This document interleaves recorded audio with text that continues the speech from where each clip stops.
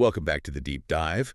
Today we are staring down a mystery that has effectively split the market right down the middle. Oh, completely down the middle. It's wild. Yeah, we are looking at BigBear.ai, ticker symbol BBAI. And frankly, depending on who you ask, this company is either a sleeping giant about to wake up in a massive way, or... Or it's a cash-burning consulting firm masquerading as a tech unicorn. Exactly. Yeah. Masquerading is the perfect word there. It is a polarizing one, that is for sure. And the timing for this discussion, I mean, it couldn't be more critical. We are at a genuine inflection point for this company right now. Right. I want to set the scene for you, the listener, because context is everything here. It is February 21st, 2026. The stock closed yesterday at $3.86. Yep, under $4. And we are living in a world where the U.S. defense budget has just cracked the $1 trillion mark thanks to the One Big Beautiful Bill Act. But, and this is a huge, but at the very same time, we have the absolute chaos of the new Department of Government Efficiency.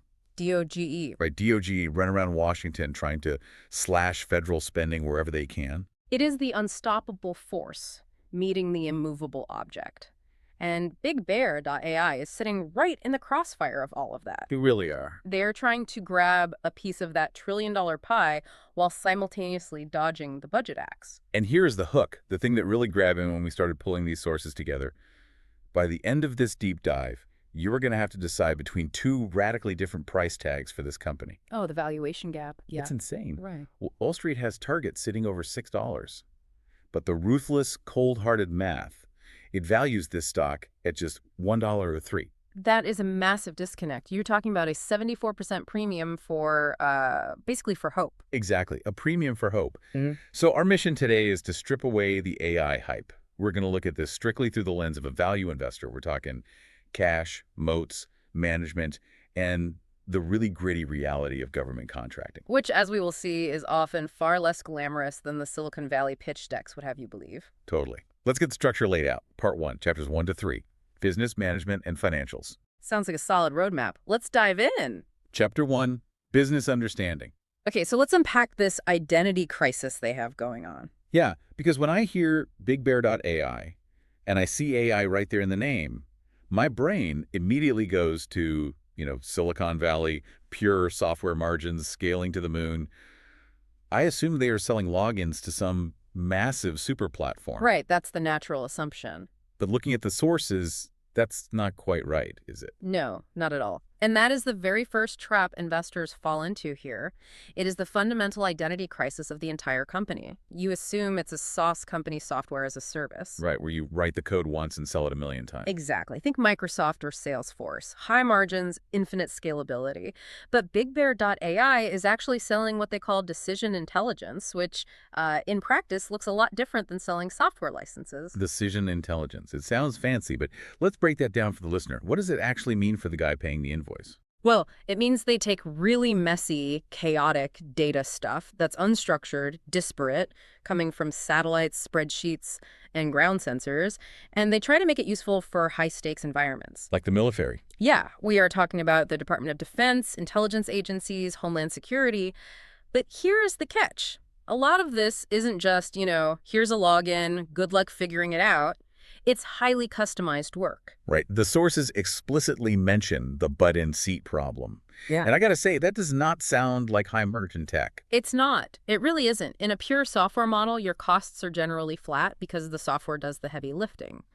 In BigBear's case, especially with their cyber and engineering segment, they often have to deploy cleared personnel. Actual humans. Actual humans. Engineers with top secret security clearances.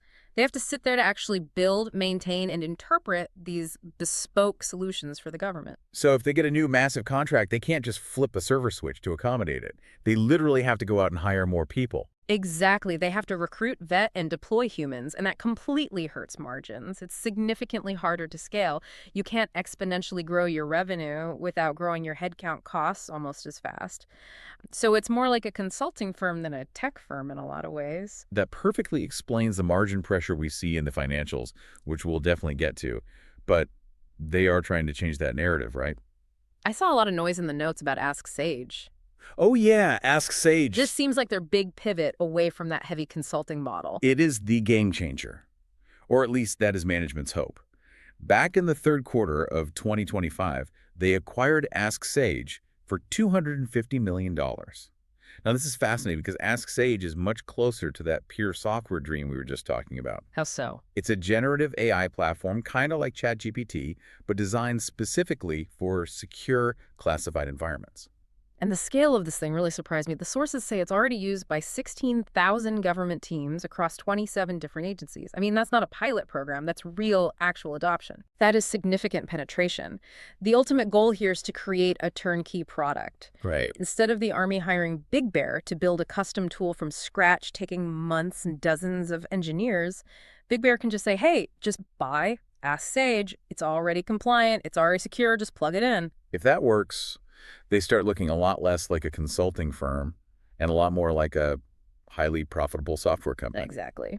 And we should briefly mention Pangiam, too, while we're on the topic of their acquisitions. They bought them back in 2024. Right. That was the play on digital identity and facial recognition, wasn't it? Yep. Think border security, airport checkpoints, things like that. It fits into that exact same narrative, specialized tech for government security that relies on proprietary algorithms rather than just throwing human Products. Mhm. We understand the mix of services and software. But let's talk about the moat. Why can't a couple of really smart guys in a garage in Palo Alto just build a better AI algorithm and steal Big Bear's lunch? The toll bridge. That is what Warren Buffett always looks for, right? A toll bridge. In this specific defense sector, the toll bridge isn't just the technology itself. It's the security clearances and the deep-rooted relationships. Because you can't just walk into the Pentagon with a slick USB drive and say, hey, try my AI. Exactly. You need the IL5 or IL6 cloud environments. I see those acronyms everywhere in these defense tech notes. IL5, IL6. What are they? Those are impact levels set by the DoD. IL5 is for unclassified but highly sensitive mission information. IL6 is for classified secret information. Building a server environment that meets those strict standards takes years of painful audits, massive physical infrastructure, and millions of dollars. Big Bear is already there. They have the clearances, they have the mission-ready status. And they offer tools that work on the edge. I read that phrase a lot, meaning out in the field, right? Like in a desert without a solid Wi-Fi connection. Precisely. If you are a military commander in a tactical combat zone, you can't rely on your system pinging a server farm in Virginia to process your incoming drone data. Right. A lag could be deadly. You need the AI to run natively on the hardware you actually have, with you ruggedized laptops, drone processors, whatever. Big Bear specializes in that low latency, completely disconnected environment. That is a massive technical barrier to entry for a generic Silicon Valley startup that is entirely used to having unlimited, constantly connected cloud compute. It's fascinating because the edge usually sounds like empty marketing jargon when tech companies say it. But in a military context, it's literally life or death. If the connection cuts out, you still desperately need your targeting system to function. Exactly. So they have a defensive moat, but the core business model itself is struggling to scale like a normal tech stock. That's the central tension we're dealing with. But a company is really only as good as the people running it. Oh, absolutely. Management is everything here. Chapter 2, Management Evaluation. This brings us to the captain of the ship. Again, looking at the sources, this was a huge surprise to me. The CEO, Kevin McAleenan, he isn't tech bro. He's not wearing a hoodie and giving keynotes about neural networks. Far from it. Kevin McAleenan is the former acting secretary of the Department of Homeland Security and the commissioner of Customs and Border Protection. He is a government operator through and through. So why put a border control guy in charge of an AI tech company? On paper, that seems completely counterintuitive. It makes total sense if you deeply understand who their customer is. Big Bear isn't trying to outcode Google or OpenAI. They are trying to outnavigate the Pentagon. Okay, so it's fundamentally a procurement play. Precisely. In the world of government contracting, having the best technology is really only half the battle. The other half, and maybe the significantly bigger half, is procurement. It's knowing exactly who to call, knowing how the labyrinth of budget cycles work, knowing how to get a contract physically signed before the fiscal year completely ends. McAleenan knows that bureaucratic world better than almost anyone else. It's a relationship play. When he's got solid backup. The COO, Carlo Politano, used to manage solutions for over 300,000 Army users. So they definitely have the Rolodex. But it hasn't been all smooth sailing. We have to talk about the lawsuit. The Pomerantz investigation. Yes, we do. This popped up right after Q3 2025. What is the actual story there? Well, their revenue unexpectedly dropped 20% in that quarter. And look, whenever a stock takes a sudden nosedive like that, the class action lawyers immediately start circling. The investigation centers around whether management actively misled investors about the nature of their government contracts. They kept publicly promising strong growth, but then suddenly blamed lumpy contracts for the massive drop. Lumpy. That is a word that comes up a lot in these documents. Frankly, it sounds like an excuse. It is the well-known curse of defense contracting, but you're right, it can also be a very convenient shield for poor management execution. You might officially land a $50 million deal, but if the Army decides to delay the actual start date by 6 months, your quarterly earnings suddenly look terrible. The lawsuit highlights the real risk that maybe Big Bear isn't as stable as they claim to be, and that management might have been painting a much rosier picture than reality allowed. Here, let's look at how they actually spend their money. We mentioned earlier they spent $250 million on Ask Sage. Which was roughly 10 times Ask Sage's annual recurring revenue at the time. Whoa, 10x revenue. For a company in this environment, that sounds incredibly expensive. It is a very, very rich valuation. And this naturally raises the massive question of capital allocation. Are they buying growth simply because they can't figure out how to build it organically? Some analysts might call it diversification. Buying other companies just to make your top-line revenue look bigger, even if it doesn't help your bottom-line profitability at all. And they aren't paying for these acquisitions with cash from a checking account, are they? No, they are not. And this is absolutely crucial for you, the listener, if you are holding shares or thinking about it. They are paying with equity. They are printing new shares. Just in January 2026 alone, they issued approximately 38 million new shares to handle debt conversions. So massive shareholder dilution. Massive dilution. If you own a share of Big Bear, your specific slice of the pizza is getting smaller and smaller every single time they make a move like this. They're keeping the company alive and mathematically growing, but they are doing it entirely at your expense as a current shareholder. That is a tough pill to swallow. The old, we're growing, but you own less of it routine. But let's get to the cold, hard numbers to see if it's working. Let's do it. Chapter 3, Financial Health. This is where the rubber truly meets the road. We talked about the revenue drop. It flatlined for years, literally years, and then dropped 20% in late 2025. That totally contradicts the whole explosive AI boom narrative we hear every day, doesn't it? Completely contradicts it. If you were just casually reading headlines about the AI revolution, you'd expect a company with AI in its name to have 50% year-over-year growth. Instead, Big Bear is literally shrinking. And again, they heavily blame the lumpiness of government work, but at a certain point, a trend is a trend. And the profitability. Honestly, looking at these margins and the sources, I physically winced. It is ugly. There is no sugarcoating it. Gross margins are sitting at 22.4%. For context, strictly for baseline context, what should a healthy software company's margins be?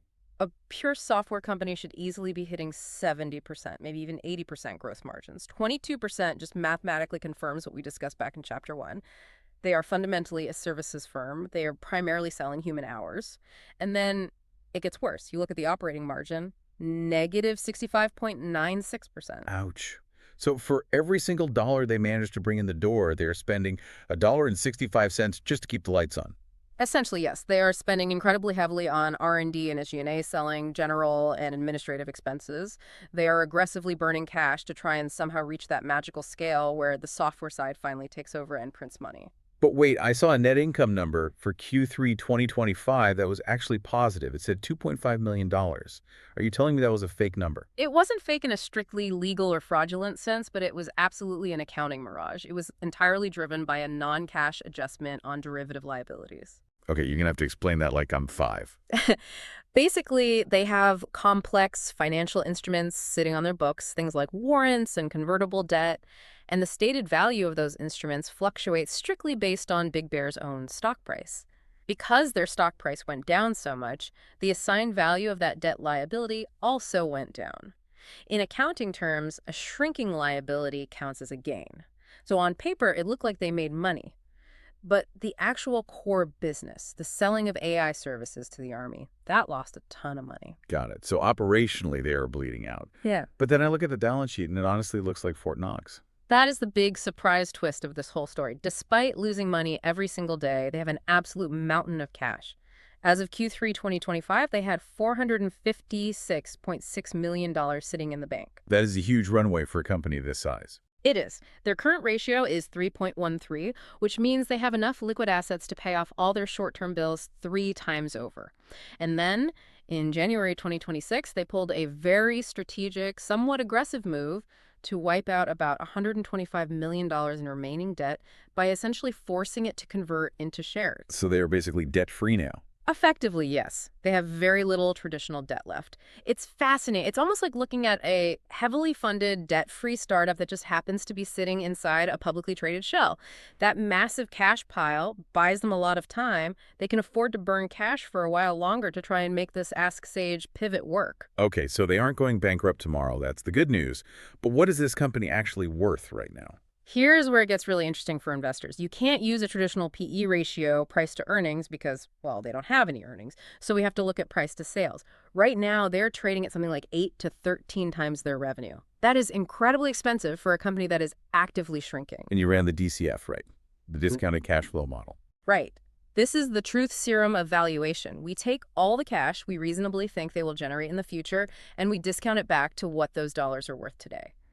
When you brutally plug in their current shrinking growth rates and those negative margins, the model spits out a base case value of exactly $1.03 per share. And the stock is currently trading at $3.86. That is the massive premium we talked about. The market is paying nearly 4 times the strict mathematical value simply because they hope Michelin can turn the ship around, or they hope that Ask Sage absolutely explodes in usage.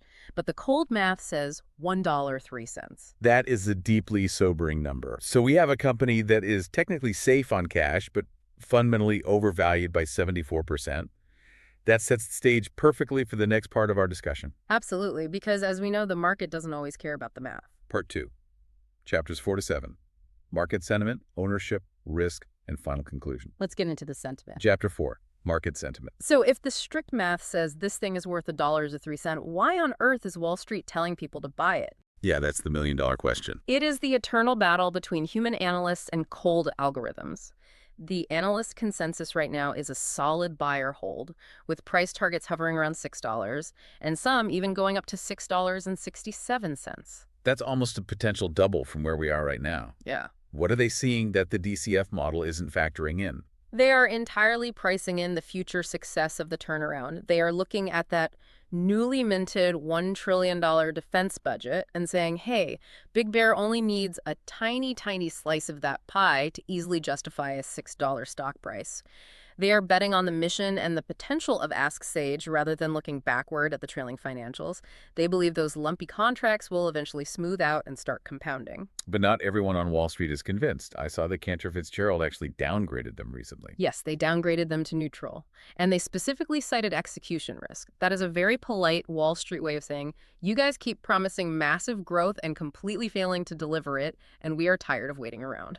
And then there are the short sellers. These are the people actively betting real, hard money that the stock is going to crash. And there are a lot of them. 120 million shares are currently sold short. That is roughly 27.86% of the entire tradable float. 27%. That seems incredibly high for a company with $500 million in cash. It's massive. Anything over 10% is generally considered high short interest.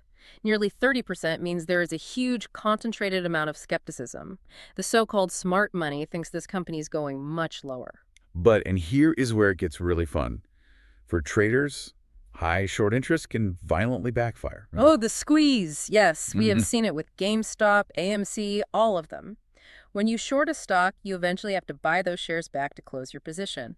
If Big Bear announces one truly amazing piece of news, say a massive unexpected contract with NATO, or a huge rollout of Ask Sage across the entire DoD, the stock price jumps. All those short sellers panic and furiously try to buy the stock at the exact same time to get out before they lose everything. Which naturally drives the price up even further. Exactly. It adds pure rocket fuel to the fire. So while the shorts are confidently betting on a crash, their very presence creates the structural potential for a massive upward explosion if they turn out to be wrong. It's a coiled spring. But looking at the technical charts right now, things aren't looking great for the bulls. No, the charts are weak. The stock is currently trading below its 50-day moving average of $4.13 and well below its 200-day moving average of $5.18. In technical analysis terms, that is a confirmed bearish trend. The momentum is pointing down. The chart is basically screaming, stay away until the stock proves it can find a solid base. So the chart is ugly, the shorts are swarming like sharks, but the Wall Street analysts remain hopeful. Let's look at who is actually holding the bag right now. Yeah, let's look at the owners. Chapter 5. Ownership Structure. Who actually owns BigBear.ai? Is it the big, steady institutions, or is it us regular folks? Well, according to the data, it is heavily skewed toward the retail army. Individual everyday investors own about 56% of the company. That is unusual, isn't it? Usually you really want to see the big institutions, the mutual funds, the pensions, owning the vast majority because they act as stable hands. Exactly.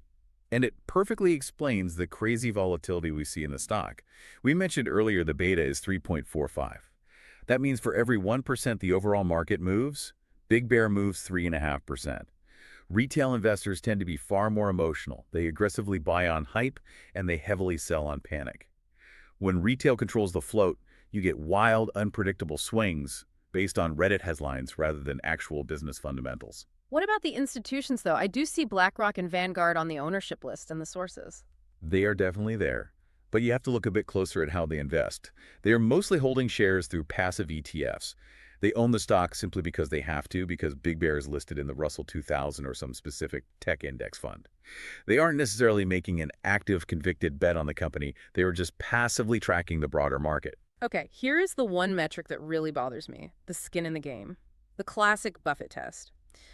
Does management actually own the stock of the company they are running? This is undoubtedly the biggest red flag in the entire report for me. Insiders own a grand total of 0.54% of the company, half of 1%. That is, that's practically zero. It is negligible. Think about it logically. If CEO Kevin McAleenan truly believed this was a $10 stock that happened to be trading at a massive discount of $3.86, he should be buying it hand over fist with his own money. He knows the pipeline and the contracts better than literally anyone else on Earth. But he isn't buying. I actually saw some insider selling recently on the filings. Right, mostly for tax withholdings, to be fair. We shouldn't penalize them too harshly for that. It's a standard corporate procedure when executive shares vest. But the key point is we aren't seeing any substantial open market buys. If the people running the kitchen adamantly refuse to eat the food, why should you? That hits home. It really does. If the CEO isn't enthusiastically buying at these multi-year lows, it's incredibly hard to confidently tell a listener to put their hard-earned savings into it. But maybe the broader external environment will forcefully push the stock up anyway, regardless of management. That brings us to the macro picture. Chapter 6. Risk assessment. We touched on this briefly in the intro, the massive macro picture. We have the One Big Beautiful Bill Act. Right, the OBBBA, Okay. passed in July 2025. This is a massive, undeniable tailwind. Overall defense spending is up 15%. There is an absolute flood of money pouring into the system specifically earmarked for autonomous capabilities and defense supply chain modernization. Yeah. That is exactly the sandbox Big Bear plays in. But then on the flip side, we have DOGE, the Department of Government Efficiency. The ultimate headwind. This is a temporary government organization that is literally using AI tools to scour the budget and find existing contracts to immediately cancel. They're publicly calling them munchable contracts. Munchable. That sounds absolutely terrifying if you're a federal contractor relying on that revenue. It is. They are aggressively looking for bureaucratic bloat. And remember, our discussion from Chapter 1, Big Bear, is still largely a services and consulting firm right now. Consulting is almost always the very first thing to get cut when an organization is frantically looking for financial efficiencies. If DOGE looks at the books and decides Big Bear's consulting contracts are merely discretionary spending, they could be on the chopping block overnight. So, Big Bear is desperately fighting to grab a slice of the newly expanded pie from the OBBBA while simultaneously trying to avoid getting eaten alive by the cost cutters at DOGE. And then, as if that wasn't enough, we have the Liberation Day tariffs. Implemented in April 2025, tariffs went way up. This severely affects hardware supply chains. To run intensive AI models, you fundamentally need heavy servers, you need advanced chips. The baseline cost of that physical infrastructure is skyrocketing right now. And since Big Bear already operates with notoriously low margins, they can't really absorb those rising hardware costs easily without bleeding more cash. Exactly, it squeezes their margins even further. And we also have to remember that high interest rates are still surprisingly sticky. When risk-free rates are high, future expected profits are worth significantly less in today's dollars. That dynamic punishes growth stocks like BBAI disproportionately, simply because their massive promised earnings are theoretically years and years away. We also can't talk about risk in this sector without talking about the 800-pound gorilla in the room, Palantir. PLTR. They are the unquestioned Goliath here. A $323 billion market cap. They have an endless supply of cash, they have a deeply proven product, and they have the widespread commercial success that Big Bear sorely lacks. The fundamental question is, why would the U.S. Army choose to take a risk on Big Bear instead of just expanding their existing safe Palantir contract? That is the daily existential struggle for their sales team. Palantir is the safe, nobody gets fired for buying IBM choice. Big Bear has to consistently prove they are somehow more specialized or significantly cheaper to win those bids. But there is a small silver lining for them on this front. New 2025 federal procurement rules officially prevent vendor lock-in. It's getting much harder for massive companies like Palantir to keep government customers forever just because it's technically too difficult to switch platforms. That opens a rare door for Big Bear to sneak in, but they still have to successfully walk through it and deliver. So let's quickly recap the SWOT analysis to make this tangible. Strength. The massive cash pile, Right. $456 million. They are financially safe from bankruptcy for now. Weaknesses. Deeply unprofitable, terribly low margins. It is still a human-heavy consulting business, heavily disguised as a scalable tech firm. Opportunities. The Ask Sage product. If they can successfully convert that 16,000 user base into sticky, high-margin recurring software revenue, the stock completely re-rates higher. And threats. DOGE aggressively cutting their contracts, Palantir stomping them out of bids, and continued painful shareholder dilution just to keep the lights on. That sums it up perfectly. Chapter 7. Conclusion. We have covered a massive amount of ground today. We really have. We've looked at the underlying tech, the general running the company, the surprisingly flush bank account, and the terrifyingly low insider ownership. Let's try to bring this all together for the listener. Give me the final synthesis. What is the ultimate bull case? The bull case is simply that BigBear.ai is a proven survivor. They have the massive cash runway to comfortably weather the current storm. They have Kevin McAleenan, who is arguably the perfect wartime CEO for navigating the dense bureaucracy of Washington right now. Ask Sage is a real functional product, not just vaporware on a slide deck, and it's already deployed to thousands of teams. If they can finally flip the switch from consulting to higher software margins, the stock is currently trading at a fraction of its true potential. Plus, you always have that massive 27% short interest sitting there like a powder keg, just waiting for a single match to set off a historic squeeze. And the bear case. The bear case is that this is fundamentally a shrinking business masquerading as a growth stock. Top-line revenue is down 20%. They operationally lose money on virtually every government contract they sign because their overhead costs are simply too high. Management refuses to buy their own stock and instead keeps heavily diluting you, the retail shareholder, just to pay the daily bills. And mathematically, the intrinsic value of the actual cash flows is just a $1.03. You are severely overpaying for a tech dream that is rapidly fading.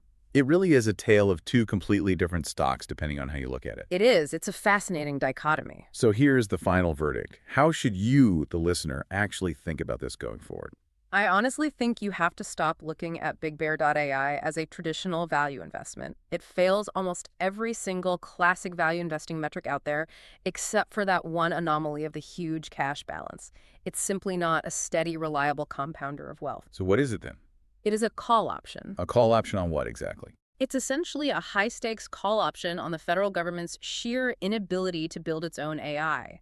You are betting that the Pentagon is so utterly desperate for these modern tools and so historically bad at building them internally that they absolutely have to turn to specialized vendors like Big Bear just to function.